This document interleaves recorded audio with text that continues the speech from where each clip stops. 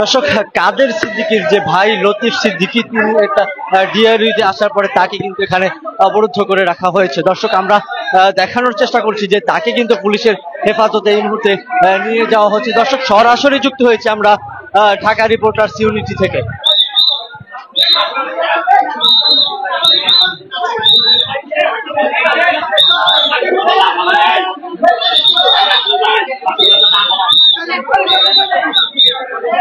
দর্শক, দেখানোর চেষ্টা করছে যে এই মুহূর্তে যে কাদের সিদ্দিকীর ভাই যে লতিফ সিদ্দিকী, তিনি কিন্তু এই ঢাকা রিপোর্টার্স ইউনিটিতে এসেছিলেন এবং তাকেই কিন্তু এখানে অবরুদ্ধ করে রেখেছিল। এই অবরুদ্ধ রাখার পরবর্তীতে কিন্তু তাকে এই মুহূর্তে পুলিশের হেফাজতে নিয়ে যাওয়া হচ্ছে। দর্শক, আমরা দেখানোর চেষ্টা করছি এই মুহূর্তে সরাসরি।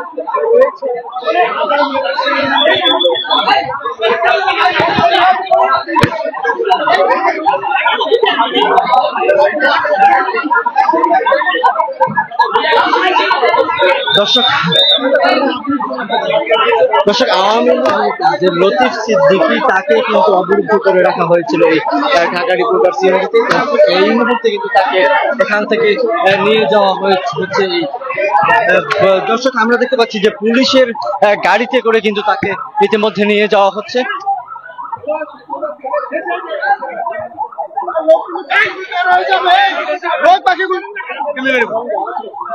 দর্শক, দেখতে পাচ্ছি যে পুলিশের যে গাড়িটি, এই গাড়িতে করে কিন্তু তাকে নিয়ে যাওয়া হয়েছে।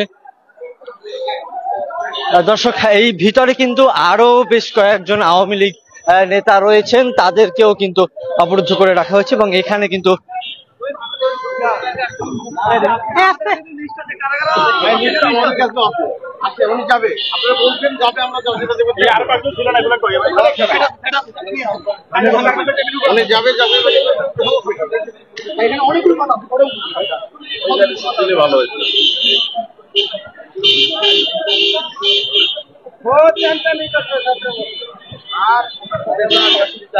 দর্শক, আমরা দেখানোর চেষ্টা করছি যে এই মুহূর্তে এই যে ঢাকা রিপোর্টার্স ইউনিটির সামনে কিন্তু রয়েছে পুলিশের কঠোর অবস্থান এবং পুলিশের কিন্তু বেশ কয়েকটি গাড়িও আমরা দেখতে পাচ্ছি এবং এখানে কিন্তু আইন শৃঙ্খলা বাহিনীর কঠোর অবস্থানও আমরা দেখতে পাচ্ছি।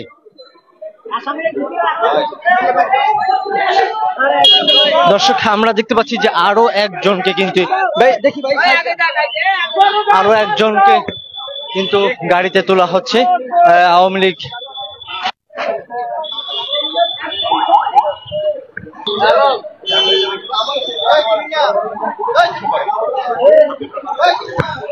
দর্শক, আরো একজনকে কিন্তু এখান থেকে ইতিমধ্যে নিয়ে যাওয়া হয়েছে। দর্শক, আমরা দেখানোর চেষ্টা করছি যে এই ঢাকা রিপোর্টার্স ইউনিটিতে তারা আসলে কেন এসেছিলেন, কি জন্য, এখন পর্যন্ত কিন্তু আমরা জানতে পারিনি যে তারা আসলে রিপোর্টার্স ইউনিটিতে কেন এসেছিলেন এবং তারা এখানে প্রবেশের পর কিন্তু তাদেরকে অবরুদ্ধ করে রাখা হয়েছে এবং পরবর্তীতে কিন্তু আইন শৃঙ্খলা বাহিনীর উপস্থিতিতে এখান থেকে কিন্তু কাদের সিদ্দিকীর ভাই, যিনি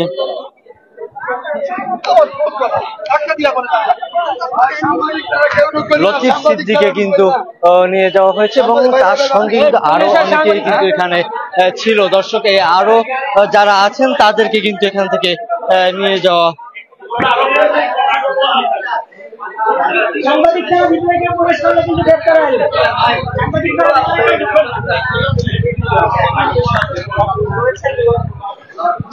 দর্শক, এটার রিপোর্টার্স ইউনিটির যে কনফারেন্স হল, এই হলের মধ্যে কিন্তু আরো একজনকে কিন্তু ইতিমধ্যে নিয়ে আসা হচ্ছে। দর্শক, আমরা দেখানোর চেষ্টা করছি সরাসরি।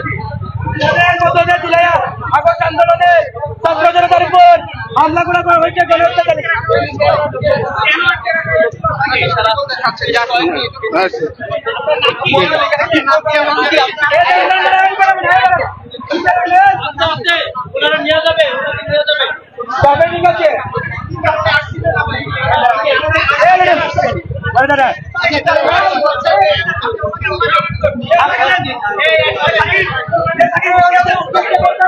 আপনি এখানে কেন এসেছিলেন? আমার পান্না ভাই, যেহেতু আমার জব করেন, পান্না ভাই যেটা অনুষ্ঠানে ডাকছে, যেটা পান্না ভাই আসলে তার অসুস্থ, মানে বুলবুল, আমি কোনো পদ নাই, আরে সত্য বলেন। আরে পান্নাবের বউ অসুস্থ, বলছে আমি একটু আসতে দিন, তুমি থাকো।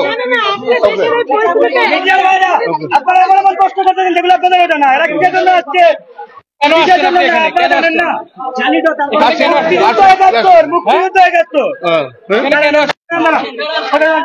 মিডিয়ার ভাইরা আপনারা এটা সুযোগ করে দেন, গরম তো প্রচন্ড গরম, এটা সুযোগ করে দেন।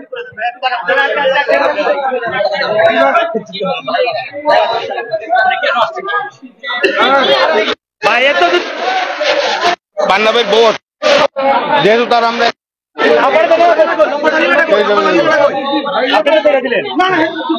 বলছি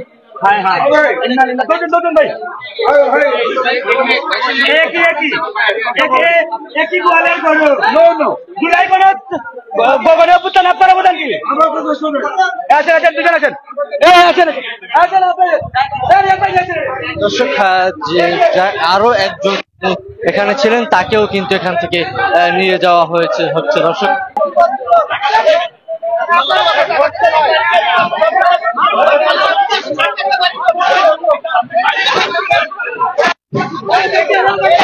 আরো একজনকে কিন্তু নিয়ে আসা হয়েছে যারা আওয়ামী লীগের সাথে যুক্ত ছিল, তাদেরকে কিন্তু নিয়ে যাওয়া হচ্ছে এবং পুলিশের হেফাজতে কিন্তু নেওয়া হচ্ছে। দর্শক আমরা দেখানোর চেষ্টা করছি এই মুহূর্তে।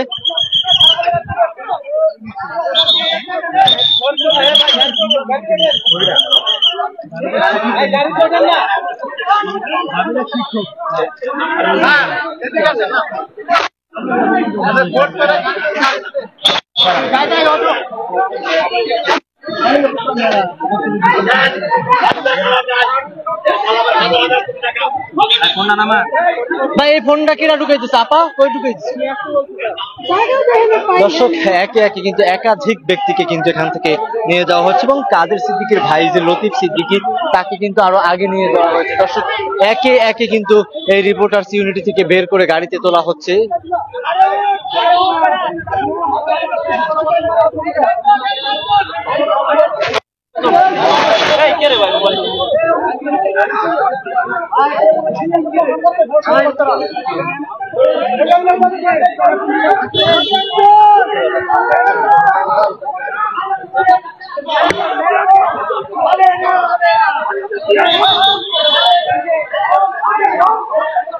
দর্শক আমরা এই জায়গাটিকে কিন্তু উৎসুক জনতার একটা ভিড় আমরা লক্ষ্য করছি। পাশাপাশি জানিয়ে রাখি, যারা এই রিপোর্টার্স ইউনিটিতে আওয়ামী লীগের যারা প্রবেশ করেছিল, এখানে এসেছিল এবং তার এখানে যারা সাঙ্গপাঙ্গ ছিল, এরা দেশ নিয়ে গভীর ষড়যন্ত্র করছে।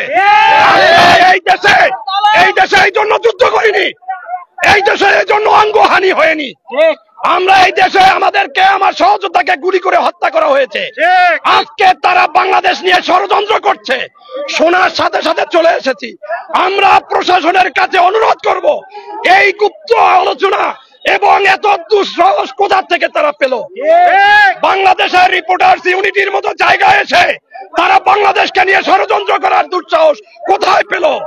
আমরা জীবনের অর্ধেক শেষ হয়ে গিয়েছি, এই বাংলাদেশের গণতন্ত্র সার্বভৌমত্ব রক্ষায় আবার নিজের জীবনকে বিলিয়ে দেব, কিন্তু কোন ষড়যন্ত্র আমরা মেনে নিব না।